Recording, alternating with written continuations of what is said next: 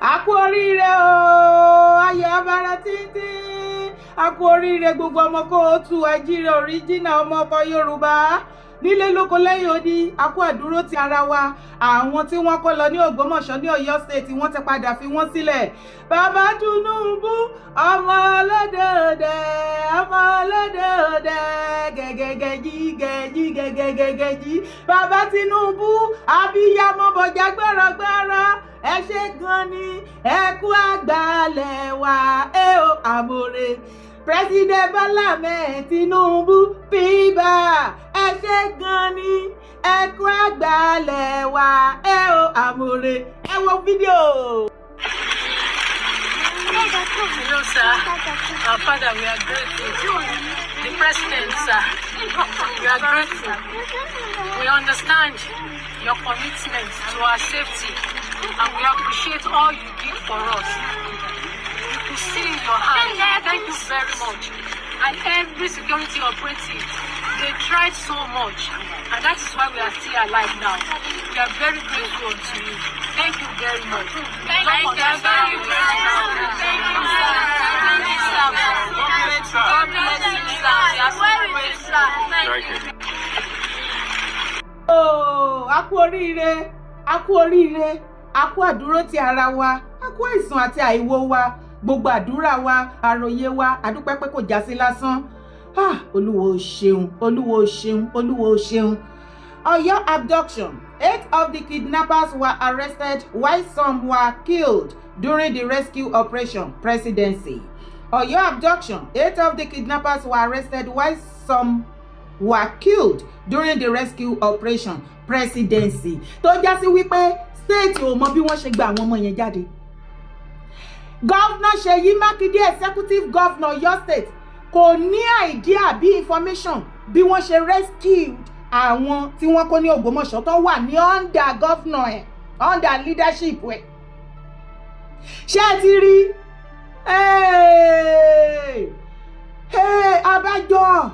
Abájọ tí mọ̀mọ́ principal ní ká máa dúpẹ́ lọ́wọ́ bàbá Tinubu.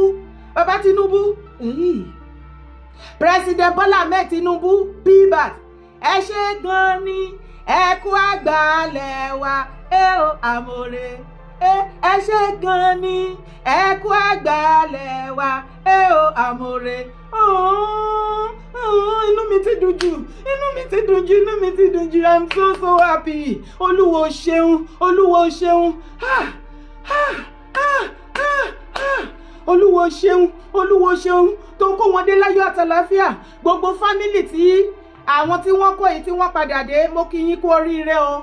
Mo kí yín kú oríire, mo dẹ̀ kí gbogbo ará Ọ̀yọ́ pátápátá Ọ̀yọ́ state, mo kí yín kú oríire. Bàmí Gandhi, ọba Ṣọ̀ún Ògbómọ̀ṣọ́, a kí yín kú oríire.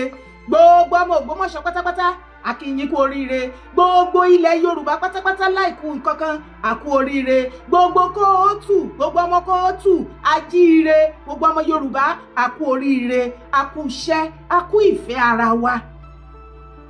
Ìgbà yìí ni mo mọ̀ pé ènìyàn ò bò ní lára jaṣọlọ. Ènìyàn bò ní lára jaṣọlọ o. Ènìyàn bò ní lára jaṣọlọ. Ènìyàn bò ní lára jaṣọlọ o. Ó máa jaṣọlọ. Àwọn gbogbo ọmọ Yorùbá nílé lóko lẹ́yìn odi. Ènìyàn ṣàlàṣọ tàwa. Pivot! Baba Tinubu, thank you, sir. Ẹ ṣé, abiyamọ tòótọ́, abiyamọ dáadáa. Ẹ ṣé.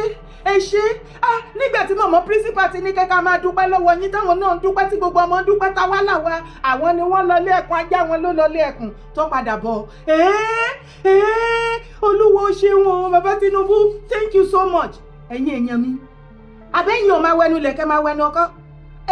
Mọ̀mọ́ principal àtàwọn ọmọ wọn ò ní ká dúpẹ́ lọ́wọ́ Seyi Makinde, the executive governor Ọ̀yọ́ state, tó jẹ́ sí wípé bí wọ́n ṣe rescue àwọn people yìí, Governor Ọ̀yọ́ state ò ní idea, kò mọ kankan pa ẹ̀.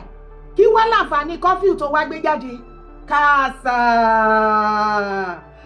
Seyi Makinde, you are incompetent. You are an incompetent governor. Má padà fi ẹ̀mí àwọn ọmọ Ọ̀yọ́ state trade fún presidency tó fẹ́ lọ o. Gbogbo ọmọ kóòtù àjíire, gbogbo ọmọ Yorùbá original, gbogbo ẹ̀yin ọmọ Ọ̀yọ́, gbogbo wa lọ́mọ Ọ̀yọ́ bẹ́ẹ̀ bí tá a bá dé. Ẹ jẹ́ kí gbogbo wa lajú kalẹ̀ ká bẹ̀rẹ̀ sí ní monitor Makinde. Governor Seyi Makinde of Oyo State títí tẹ́nu ẹ̀ fi máa parí ní next year. A ò gbúdọ̀ gbọ́ wípé ọmọ kékeré kan sọnù àbí àgbàlagbà kan wọ́n jí gbé níbì kan àbí nǹkan kan dún pín lórí kidnapping àbí attack ní Oyo State. Àìjẹ́ bẹ́ẹ̀ ó ní like kan tó wà lẹ́ẹ̀ fún ẹ. Because nínú ilé báyìí ó ti jẹ́ ká mọ̀ wípé you are an incompetent governor. Wà competent sir. You are a liar. Governor Seyi Makinde of Oyo State is a liar. Ẹnu mi gbà kí ló dé tí mo ṣe pé wọ́n ní liar. Ṣebí wọ́n sọ fún agbára tí wọ́n kó àwọn people yìí ipe wọ́n ní wọ́n ra jet surveillance jet tó máa deliver tó fi máa monitor gbogbo ibi tí wọ́n wà tó fi rescue wọn títí tí àwọn people yìí tó fi gba freedom. Àmà rí jet àmà ọmọ iye fídíò tá a ti ṣe ọmọ iye gbogbo àwọn èèyàn tó ti pariwo online. Where is the jet? Where is the jet? Rí jet o. Ààrẹ egún tó jáde ká ẹgbà wá lọ́wọ́ Seyi Makinde. Seyi Makinde má fẹ̀mí ọmọ Yorùbá má fi ta fàlà má fi ta káìtì lọ́wọ́ àwọn Fúlàní torí pé ó fẹ́ become president. Má fi ẹ̀mí wa má fi ṣe exchange rate. Ṣùgbọ́n kí ọ̀rọ̀ mi kó lè yé yín ká ẹ lè mọ̀ wípé rẹ́rẹ́ ti rún. Seyi Makinde má ti sọ̀rọ̀ despite the fact wípé kò mọ bí wọ́n ṣe kí ni bó ṣe rescue wọn. Ẹ tẹ̀lé mi kẹ́ wá gbọ́ nǹkan tí Seyi Makinde sọ. For 7 years, we didn't witness anything like this in Oyo State. I declared to run for the presidency of Nigeria at 4 o'clock, and by 9 a.m. the following morning, the children were abducted. We're still feeling through. Governor Seyi Makinde èyí tán ní kókó bó yín kó bọ̀ kó máa rí bọ́ ó ní kó má wọ́rí o òun lè bọ igba abẹ́rẹ́ nínú òkùnkùn ní kíni ẹni 7 years 31 bí as Oyo State governor wọn jíyàn gbé ẹ gbà mí lọ́wọ́ Governor Seyi Makinde ẹjọ́ èèyàn ọmọ Oyo State ẹbí ẹ wá witness ṣé first time tó máa kọ́kọ́ kidnap ní Oyo State lélẹ̀ ẹ ṣú ẹ pé Seyi Makinde wà nù ayé wàhálà ti ṣẹlẹ̀ ó dẹ̀ pé wọ́n ní kinní kan ti wọlé sí lára o torí tí ò bá jẹ́ bẹ́ẹ̀ báwo ni Seyi Makinde ṣe sọ wípé 7 years tóun ti ṣe governor lọ́yọ̀ state wọn kidnap merely how many hours tó lóun declare pé òun fẹ́ jẹ president ni wọ́n kidnap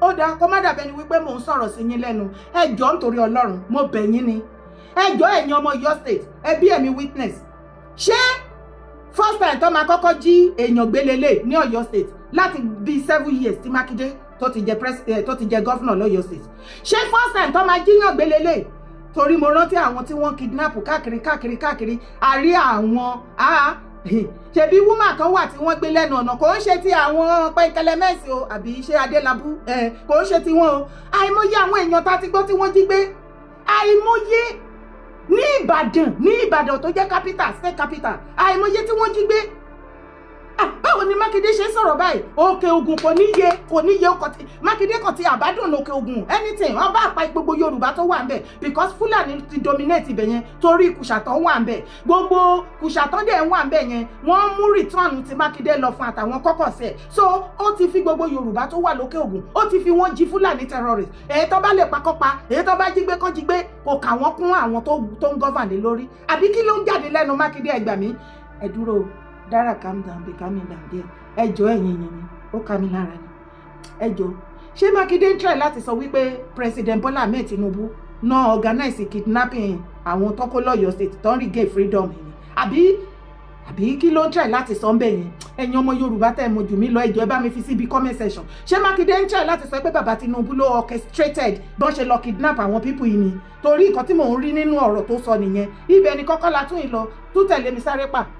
Assalamu alaikum gbogbo ẹ̀yin ọmọ Yorùbá lápapọ̀ ní Nàìjíríà ọ̀rọ̀ àwọn ọmọ tí wọ́n kidnap ní Ọ̀yọ́ state ń claim pé Fúlàní ni olè Fúlàní ni bandit tó jí wọn gbé kìnìkà jẹ́ kí n sọ fún yín mo fi Ọlọ́run búra tó dá mi àwọn ọmọ tí wọ́n kidnap ní Ògbómọ̀ṣọ́ yẹn mo fi Ọlọ́run búra kò ṣe Fúlàní ló kidnap wọn and then mo rí èlòmíì aláìlọpọlọ aláìmọ̀ nǹkan tí ń ṣe tí ní pé àwa tá à ń sọ̀rọ̀ ní social media yìí pé àmọ́ gbogbo Fúlàní tí wọ́n máa ń kidnap àwọn yẹn ṣe bí àwọn àgá wọn wèrè ni ẹ ṣé Lagos Ìbàdàn ní Ọ̀ṣun Ògùn ọmọ iye àwọn Yorùbá tí ń jalè ń bẹ̀ ṣé gbogbo wọn ọ̀dá wọn mọ̀ sọ ọ̀dá wọn mọ̀ so tá ń bá ń sọ̀rọ̀ ó yẹ ká máa lo làákàyè wa most bọ̀bọ̀ yìí ò làákàyè ò ní làákàyè ló béèrè gbogbo nǹkan tí wọ́n demand kí wọ́n fún wa ṣé Fúlàní kidnapping Fúlàní yóò béèrè hilos mẹ́ta ṣé yóò béèrè kí wọ́n fún ní 1 billion naira kí wọ́n sì lọ send ẹ̀ ní transfer ní Benin pẹ̀lú sefa so níbi tó yẹ kẹ́ ló ọpọlọ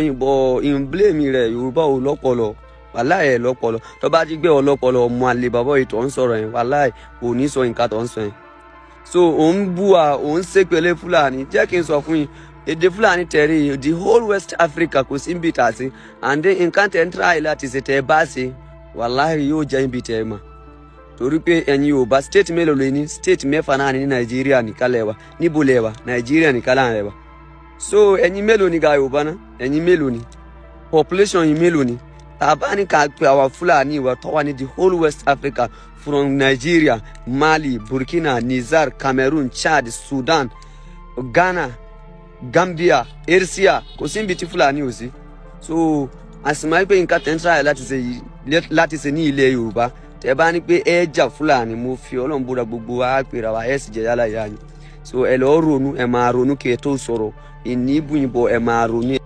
máa ronú ẹ lọ́pọlọ ẹ lọ́ọ́ ẹ ń follow illiterate Sunday Igboho illiterate tó jẹ́ pé òun gan aláìlọ́pọlọ kọ̀mọ̀ nǹkan tí ń ṣe ẹ̀yin náà tẹ̀ ń wo pé educate ẹ ti wise ẹ ń sọ bí ẹni tí ò lọ́pọlọ so gbogbo ẹ̀yin tẹ̀ ń try rubbish ẹ má try o wàláhì ẹ má try rẹ. yé ṣe gbólóbù kọ́ máa lè ó ní kò ń ṣe àwọn Fúlàní àwọn kọ́nà jí àwọn tó ń gba freedom sí àwọn kọ́nà jí wọn gbé so Yorùbá ló jí wọn gbé àbí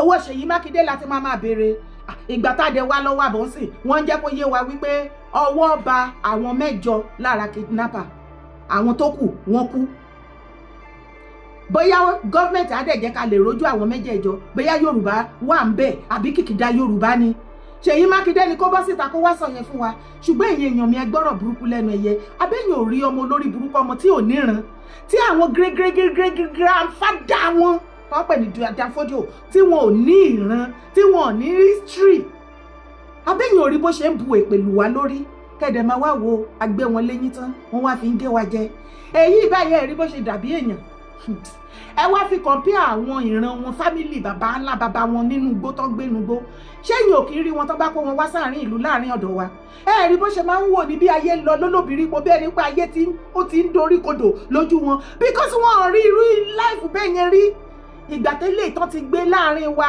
ta ti fẹ́yìn fi wọ́n lára balẹ̀ the same ara fi balẹ̀ tí wọ́n fáwọn èèyàn wa lọ́dọ̀ tí wọ́n ta fi wọ́n lára balẹ̀ ta fi wọ́n lọ́kàn balẹ̀ tọkàn wọn balẹ̀ tán jẹun tán yó tán ìrẹ̀ wọn ti jẹun yó tán wá bẹ́kùnbẹ́kùn kiri àbẹ́yìn ò rí báyìí ṣe rí ibi táwọn ọmọ kóòtù ajíire Yorùbá ṣe rí ibi tá a bára wa kò wá sí ẹgbẹ́ àti ìdẹ̀tí tí ọmọ Yorùbá àti ilẹ̀ Yorùbá ò kì í gbà lọ́wọ́ gbogbo tribe tó wà Nàìjíríà Ìgbò wọn á kóra wọn jọ wọ́n á gbé wọn ní à ń gbé ilẹ̀ Yorùbá ní condition wípé a ní láti fún wọn wọ́n ní láti máa jẹ gọ́fúnà wọ́n ní láti ṣe gbá wọ́n ní láti ṣàwo wọ́n á bu èpè lù wá lórí wọ́n á insult wa wọ́n á bú wa wọ́n á ṣoríṣiríṣi ẹ̀yin àgbẹ̀gbẹ̀ wa ẹ̀ dì wá lọ́wọ́ mú ẹ̀ ní ká má máa jàjà tribalism northern ohun tó lè lé báyìí ẹ̀ tún dì wá lọ́wọ́ mú èyí tó ṣẹlẹ̀ níbàdàn lọ́jọ́ a rí gbogbo ìgbésẹ̀ tẹ́ gbé bẹ́ẹ̀ ṣe di àwọn ọ̀pọ̀lọpọ̀ àwọn brothers wa lọ́wọ́ mú ṣé ìran kóòtù ajíire ìran Yorùbá náà ní kókó kú lọ àrùn lọ ilẹ̀ Nàìjíríà ni torí ọ̀rọ̀ yìí ò fẹ́ yé mi mọ́ kí ló ń ṣẹlẹ̀ o